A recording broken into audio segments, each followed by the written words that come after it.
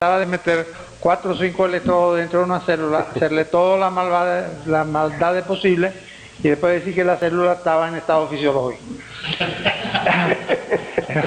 En esas condiciones estuvo trabajando en el IBIC como más de 40 años, no me estaba recordando hoy, yo quería recortarlo a 40, me dijo que no, quedan 48, son 49, y es uno de los, como diría el doctor Wittenberg, de los especialistas más renombrados en el medio del calcio.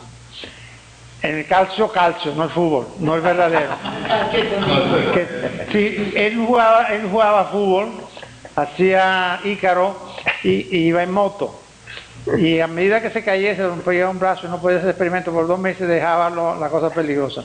Y ahorita es una persona sedentaria que nada más corre en los jardines de la Simón Bolívar y ahorita dice que no puede correr ahí porque se volvió peligroso. Bueno, Dipolo es conocido, creo en Busol, donde ha trabajado por más de 30 años en los veranos, es conocido en el IBIC y espero que lo conozcan usted también aquí en la academia. Renaldo. Gracias. ¿Se oye ahí? Sí. Bueno, voy a ser un poco serio ahora. Presidente de la respetuosa y honorable academia, secretario general, vicepresidentes de la academia, miembros de la academia, miembros correspondientes, señoras y señores. Buenas tardes. Y yo he tratado de hacer un resumen de lo que hemos trabajado en los últimos, siempre se me sale algo, en los últimos años, de manera de que sea lo más, bueno, creo que es bastante general para que se pueda entender, sin entrar que sin ecuaciones y cosas así, porque, bueno, ese no es el... Bueno, hay una cosa muy importante aquí en esto, voy a ponerme de este lado porque yo como que soy derecho, fíjense esta fotografía que hay acá. Hay 3 proteínas de membrana muy importantes para la vida, que son los canales de calcio, que son los que transmiten la señal eléctrica, las bombas como la bomba de calcio y la bomba de sodio-potasio, que por ahí decían que si el potasio servía para algo, ¿no? Y luego esta que está aquí, que es el que nosotros vamos a trabajar hoy. Y esto tiene que ver mucho, estos sistemas, con los sistemas de señalización del sistema nervioso, sobre todo la memoria, los recuerdos, toda esa serie de cosas. Y por otro lado también, este sistema es fundamental para la contracción del músculo cardíaco. Sin este estaríamos todos muertos. Bueno, la era de 129 años de León Calcio comienza como un famoso fisiólogo inglés, Ringer, que publica un trabajo en el Journal of Physiology donde demuestra que el músculo cardíaco no se contrae si no tiene calcio en el medio externo. Y esta es de las primeras evidencias que indican que era importante. Estamos hablando de 1883. Lo segundo es que hallazgos críticos que aparecieron después mostraron que cientos de proteínas cumplen funciones fisiológicas que son reguladas por los niveles de ATP que están dentro de las células. Y por último, lo que es importante es cuál es el problema biológico que se tiene que resolver. Bueno, sin duda, ¿qué mecanismos son los responsables que regulan el calcio? Que es lo que se llama homeostasis celular. Los orígenes del problema, según Degent, es que hace 4 millones de años el pH del agua de mar, donde viene toda la vida y eso, era sumamente alcalino y prácticamente el contenido de calcio era 10 micromolar. A medida que pasaron los años, 1 millón de años después, ¿verdad? Hay el pH que se hace 8 y entonces el calcio sube en el agua de mar a 10 milimolar. Esto es muy importante porque el primer insulto celular y la primera presión evolutiva del proceso de señalización fue este enorme gradiente, porque la célula en el interior, ¿verdad?, tiene casi 10 a la 4 veces menos calcio que afuera. Entonces, obviamente, esto dio origen a una serie de cosas evolutivas. Una de ellas, bueno, será la formación de bombas, por ejemplo, la bomba de calcio, que utiliza la ATP como fuente de energía para sacar calcio afuera. También aparece la bomba sodio-potasio, que es la que lleva a la célula a crear gradientes, y también el intercambiador sodio-calcio, que intercambia un ion calcio por 3 iones sodio. Esto hace que en la célula exista un gradiente de sodio constante, que es muy importante para la propagación del potencial de acción, que existe un gradiente de calcio, que también es muy importante para la señalización, y un gradiente de potasio, que es el que crea el potencial de membrana.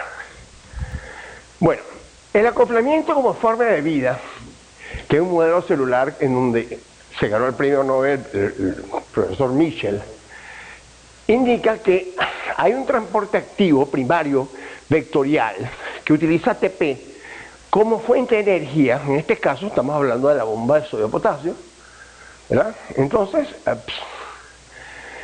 y este modelo, ¿cómo es la cosa? Ya va. Así, por favor, dale.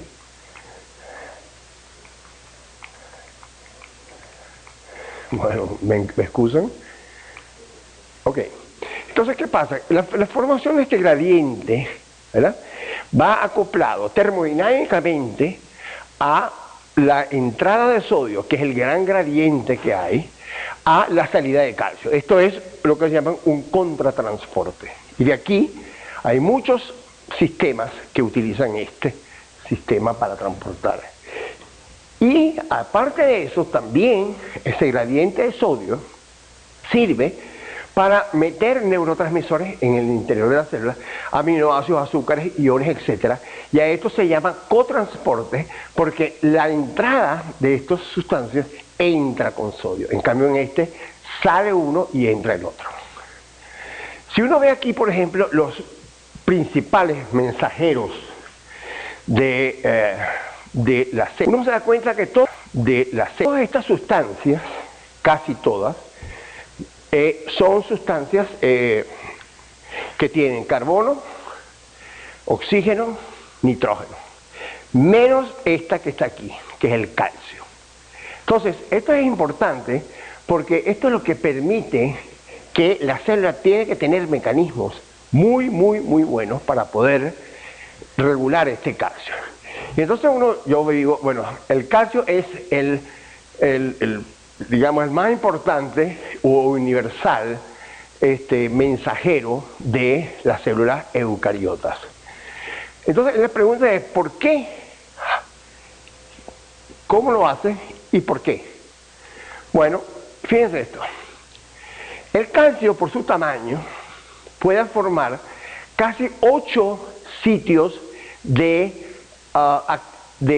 unión con las proteínas, con los sitios de las proteínas. Por lo tanto, esto produce grandes cambios conformacionales. Por eso es que es tan famoso este ion. Si uno lo compara con el magnesio, que es mucho más grande, el magnesio lo que hace es formar puentes de hidrógeno. Entonces hay muy poco cambio conformacional. Lo otro es que el calcio, fíjense qué cantidad de cosas. Primero que todo, modula los transportadores, las bombas y los canales. Por otro lado, está involucrado en la parte de fertilización. Tercero, está envuelto directamente en la contracción de las proteínas contráctiles.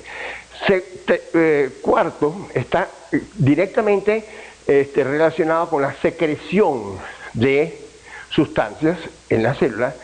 Quinto, él es capaz de regular quinasas y fosfatasas que están en el citoplasma. Después está involucrado también en la expresión genética, porque él es capaz de entrar. Y por último, y por eso es que yo llamo a ese el título, que es el calcio, el ion de la vida y la muerte, porque normalmente, ¿verdad?, cuando la concentración de calcio no se puede mantener muy baja, en el orden de los nanomoles, y el calcio sube de alguna manera, se produce una activación de una serie de proteasas que se comen a las células y le producen muerte celular. Aquí hay una síntesis de lo complejo que es esto. Digamos, aquí adentro tenemos una serie de cosas, el núcleo, tenemos el retículo endoplasmático o sarcoplasmático en el músculo, tenemos el aparato de Golgi, tenemos la mitocondria. ¿Y qué pasa entonces aquí? Cuando se abre un canal de calcio, debido a que llegó un potencial de acción, estos son canales que pueden ser voltaje dependientes, y con este tremendo gradiente de 10 a la menos 3 a 10 a la menos 7 molar, ¿verdad? Entonces aquí hay lo siguiente. Primero, el calcio entra y se puede unir a las proteínas solubles, como la paralbúmina, la calmodulina. Puede entrar directamente y ser captado por el retículo endoplásmico o, según el que tiene que haber sido dicho por el doctor Caputo, es capaz de activar los receptores de radiolobina en una función que se llama liberación de calcio inducido por calcio, que es calcium induced calcium release. Eso puede, por un lado, puede venir, o puede ir también aquí al aparato de Golgi, o puede suscitar el desarrollo y la producción de IP3, inositol trifosfato, que también es otro de los reguladores metabólicos. Por último, puede entrar al núcleo y producir cambios en la parte genética. Al núcleo. En la mitocondria hay otro intercambiador que no es electrogénico. Bueno, ¿cómo hace la célula? Porque la célula no puede cargarse de calcio. Tiene que haber mecanismos que saquen ese calcio y estén entonces en un estado estable, como el presidente. O sea, en un estado estable. Para eso utiliza dos cosas. Estacionario, pues. Entonces uno de ellos es la bomba de calcio y otro es el intercambiador pseudocalcio. De esta manera, los subida o bajada del calcio en las células son manejadas por estas dos proteínas. Vamos a hablar del intercambio, que es lo que hemos dedicado prácticamente todo nuestro estudio. Esto fue descubierto en el año 67 por un grupo de alemanes y por un grupo de americanos, y tiene que ver con, primero que todo, con la relajación del músculo, con el relleno del retículo sarcoplásmico endoplásmico, con la neurosecreción, con la fotorrecepción, con la expresión genética. O sea que este calcio es muy importante.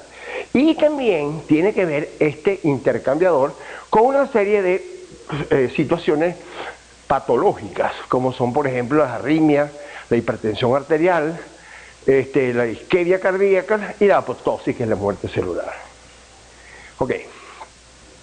Una de las características que se ha visto muchísimo, hoy en día se sabe si este es el retículo endoplasmático o sarcoplasmático y esta es la membrana.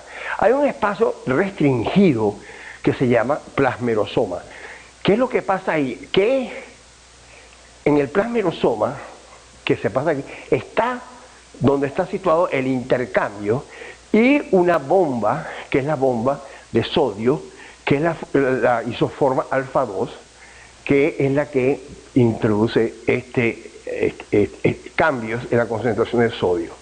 Entonces, la hipertensión arterial esencial es básicamente debido a esto, a que existe un compuesto parecido a los digitálicos que inhibe la bomba de sodio, se acumula sodio aquí y entonces este intercambiador empieza a funcionar al revés.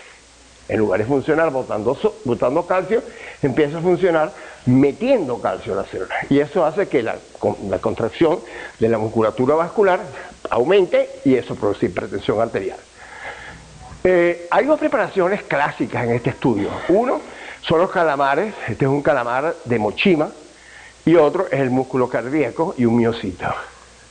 Aquí vemos el calamar de Mochima en el laboratorio, y este se caracteriza porque tiene dos ganglios, un ganglio gastelar y un axón que se va por toda la parte dorsal del calamar, que puede llegar a medir hasta 500 micrones, o sea, medio milímetro.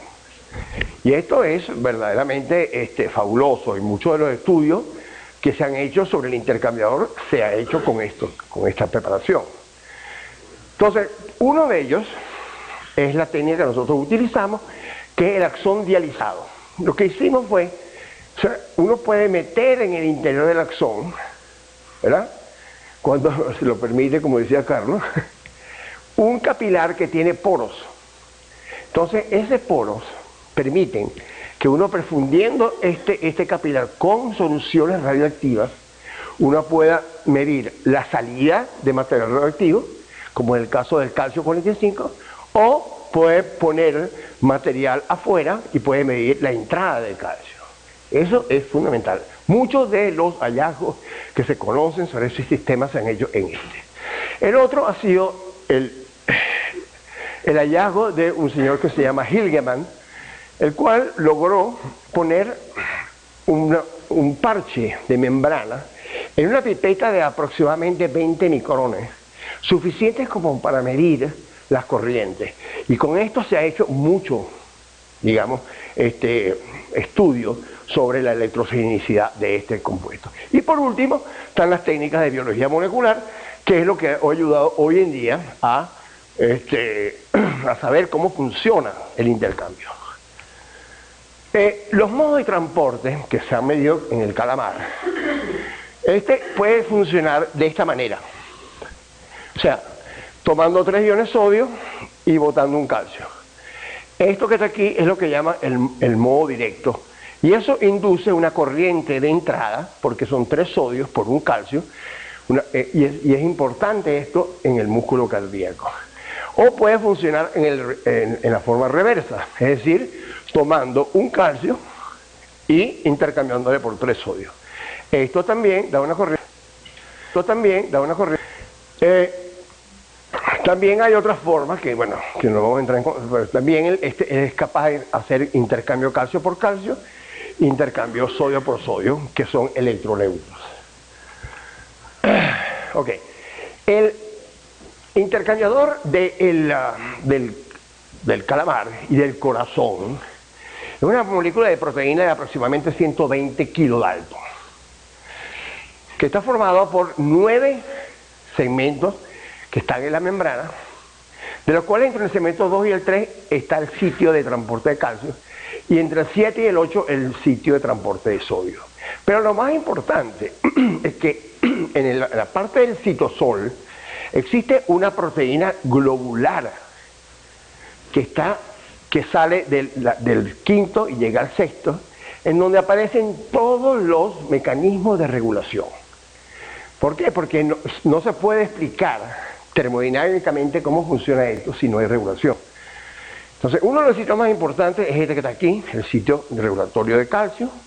Después hay otro que es el sitio de regulación para protones, y un sitio de inactivación de sodio. Y por último, un sitio... ¿Cómo se hace ahora esto? ¿Ah? ¿Cómo es?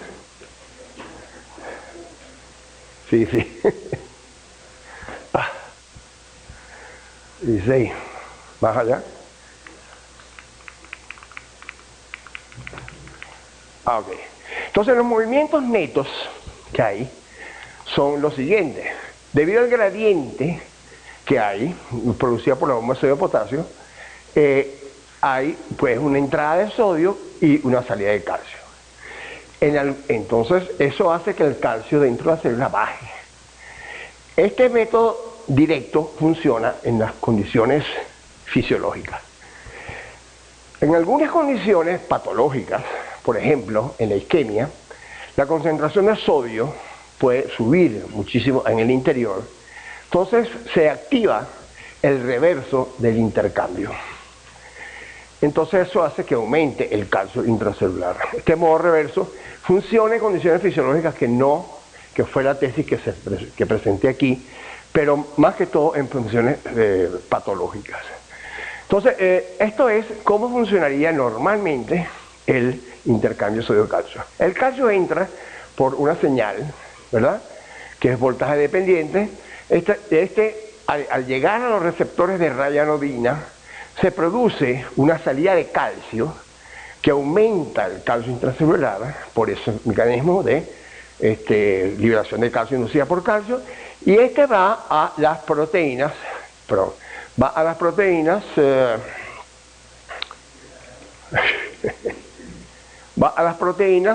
contráctiles, y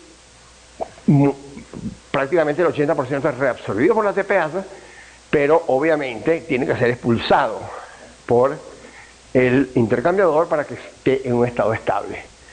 En algunas condiciones, por ejemplo, cuando hay digitálicos o la misma hipertensión arterial, o en el caso del glutamato que entra, se produce el reverso del intercambiador.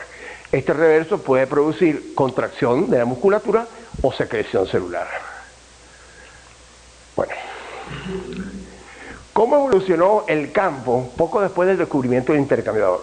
Un hallazgo crítico fue que su actividad funcional no se podía predecir por las leyes físicas conocidas de la termodinámica.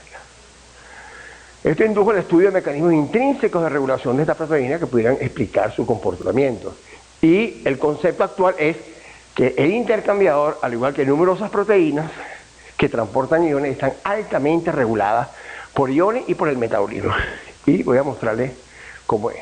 Uno de los sitios más importantes es este sitio que es aquí, que es el sitio regulatorio de calcio. Claro, de una forma muy esquemática, pero hay un sitio que está ahí, el regulatorio, que es el que permite que, una vez activado, se produzca el intercambio sodio-calcio. Cuando no hay calcio dentro, porque por ejemplo uno puede poner sustancias como el EGTA, que es un quelante de calcio, no existe transporte, o sea que es un sitio totalmente regulatorio. Y aquí vemos una curva de ya va, para atrás, aquí, una curva en donde la actividad del intercambiador como función del calcio intracelular. Cuando no hay calcio no hay intercambio, cuando el calcio sube sí hay, y esto es el sitio de alta afinidad. Después hay otros sitios que son el sitio de protones, ¿verdad?, de hidrógeno, y el sitio de regulatorio de sodio. Entonces igual, el sitio de protones, ¿qué es lo que sucede aquí? El protón tiene la particularidad de competir con el sitio regulatorio de calcio. Y eso hace que a pH ácido la actividad del intercambiador es muy baja y sube a pH alcalino, porque el protón está bloqueando o eliminando el calcio del medio regulatorio. El otro es el de sodio. Igual, el de sodio es totalmente regulatorio en el sentido de que produce una inmensa inactivación. Fíjense que la actividad del intercambiador, como función de la concentración de sodio, sube mucho y después baja muchísimo. El sodio, pegándose a su sitio regulatorio, es capaz de inhibir el intercambio. Y hay algo muy importante, que eso se consiguió luego, de que hay un sinergismo entre el protón y el sodio. Fíjense, por ejemplo, que la inhibición por sodio es eliminada prácticamente en un medio alcalino. O sea que el protón prefiere, cuando el protón es, digamos, ácido, cuando el medio es ácido, el intercambiador prefiere ser inhibido por sodio. Después hay una regulación metabólica que está dada por ATP, que fosforila una proteína que acabamos de cristalizar en este momento, que es una proteína reguladora, y es capaz de activar el intercambio sodio-calcio. Ahora, ¿cuáles son los modelos del intercambio? Uno, la inactivación por sodio, en el año 92 por Hilgeman, Otro es la modulación por sodio y protones de Lederer en el 94. Otra es la regulación por calcio de Matsuoka. Son 3 modelos distintos. Y un modelo que es el que nosotros proponemos ahora, me duele las piernas, que es el modelo unificador de todas estas cosas. Entonces, obviamente que no es una cosa fácil, porque si tú tienes un sitio regulatorio, un sitio de protones y un sitio de sodio, tienes que ver cuáles son las interrelaciones entre la regulación. Bueno, aquí.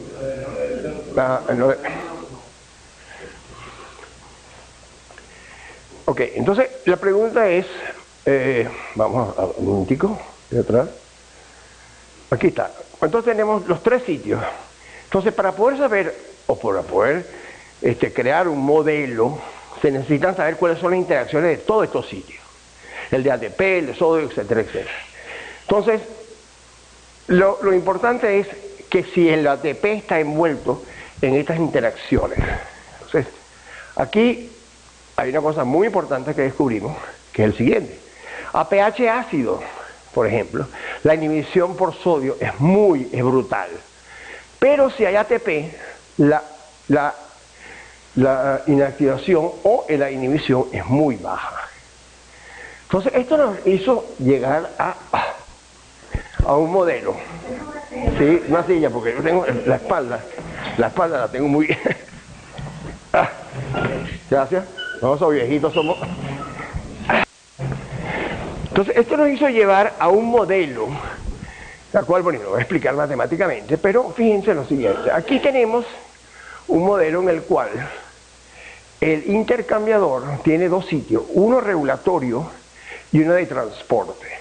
Cuando él tiene calcio, él puede perfectamente pegar el calcio en el sitio regulatorio y en el de transporte, y entonces ahí se produce la salida de calcio, o la entrada de sodio también, o salida de sodio y entrada de calcio. Los protones, ¿qué hacen? Los protones compiten con el sitio regulatorio y llevan al intercambiador a un estado que es la forma protonada. En esa forma protonada es donde se produce el sinergismo, y el sodio, que adora la forma protonada del intercambiador, lo lleva a una cosa que en cinética enzimática se llama sin salida, dead end. Entonces, ¿qué pasa? Que todos los transportadores que están aquí para sacar cosas se van a ese lado, y llega un momento en que el intercambiador ya no puede transportar más. ¿Qué es lo que hace el ATP? El ATP aumenta las constantes de disociación, ¿verdad?, de todos estos complejos, llevando entonces al transportador de nuevo acá. O sea que es algo que es protector. Este modelo, si uno soluciona las ecuaciones diferenciales de este modelo, respetando toda la parte termodinámica, predice todas las características, ¿verdad? Fíjense, predice la característica de que el sodio inhibe más a pH 6,9 que a 7,3 o que a 8,8. Predice además que el ATP es un protector de la inhibición por sodio. Predice también que el ATP aumenta la afinidad del sitio regulatorio de calcio. Fíjense que a pH 6,9 sin ATP es así, la curva, y a pH 6,9, pero con ATP es mucho más. O sea, quiere decir que el ATP aumenta la afinidad del sitio regulatorio. En otras palabras, digamos mucho más simplificado, aquí tenemos el intercambiador con el sitio regulatorio, el sitio de transporte. Aquí tenemos que si hay calcio, entonces el sitio de regulatorio se llena, y también el de transporte, y esto hace pues que se produzca un intercambio. ¿Qué pasa? El protón compite en este sitio regulatorio y lleva el transportador a ¿verdad? Esta forma. Y aquí aparece la parte sinérgica, sinergismo, en donde el sodio inhibe y lleva esto a lo que llaman un dead end. Entonces, el ATP, ¿qué es lo que está haciendo? Está protegiendo al intercambiador, cambiando todas estas constantes, de manera de que exista siempre el transportador esté en una forma para intercambiar. Si no hay ATP, o el pH es demasiado ácido, entonces el intercambiador se encuentra en un estado pues totalmente inactivado.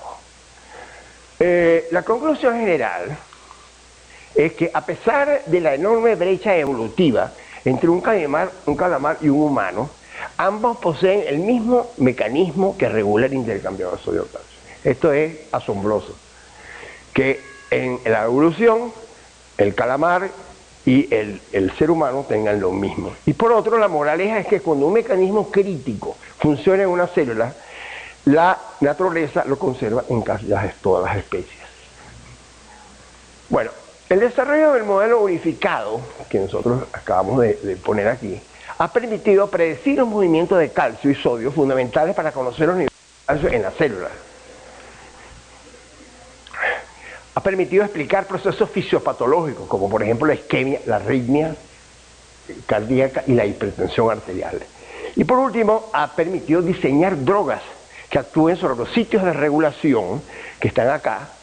Y eso hay un grupo japonés que es fabuloso, ha creado una serie de antihipertensivos y antiarrítmicos basados en el conocimiento ya que se tiene, que esto está cristalizado y se conoce la estructura terciaria de todos estos movimientos. Yo voy a terminar con esto que está aquí, que es algo que es interesante. Para los cardiólogos hay algo que es bien claro. Por ejemplo, si usted le da un infarto una vez y el infarto es masivo, la probabilidad de que se recupere es bajísima. Por lo general, muerto. Y por otro lado, si usted tiene ciertos episodios de infarto antes, como 4 o 5 antes de que venga la isquemia total, la recuperación es muchísimo mejor. Entonces, esto ha sido estudiado por mucha gente y nunca se ha podido saber qué es lo que está pasando. Entonces, nosotros nos dedicamos a estudiar un poco esto y aquí tenemos algo como esto. Por ejemplo, si usted produce una hipoxia, o sea, una baja de oxígeno, simplemente tapando la arteria de una pobre ratita, y se produce una isquemia completa de 30 minutos, cuando vuelve a la reperfusión, uno encuentra que los niveles de ATP están muy bajos. Hay una acidosis severa y un marcado incremento de la concentración de sodio. Según el modelo, esto indicaría que el intercambiador en su forma de botar calcio está muy inhibido debido a la disminución de ATP, la acidosis y la marcada. Entonces esto hace que el calcio aumente en la célula y que la recuperación sea muy baja. Por el contrario, cuando usted hace isquemias, por ejemplo, periodos de 5 minutos de isquemia y después reperfunde, o sea, varias veces, antes de producir una isquemia completa igual que esta, bueno, se consigue, ¿verdad?, que cuando se reperfunde, los niveles de ATP, de acidosis, son menos. O sea, hay mucho mayor niveles de ATP, mucho menos acidosis y aumento de la concentración de sodio que es mucho menor.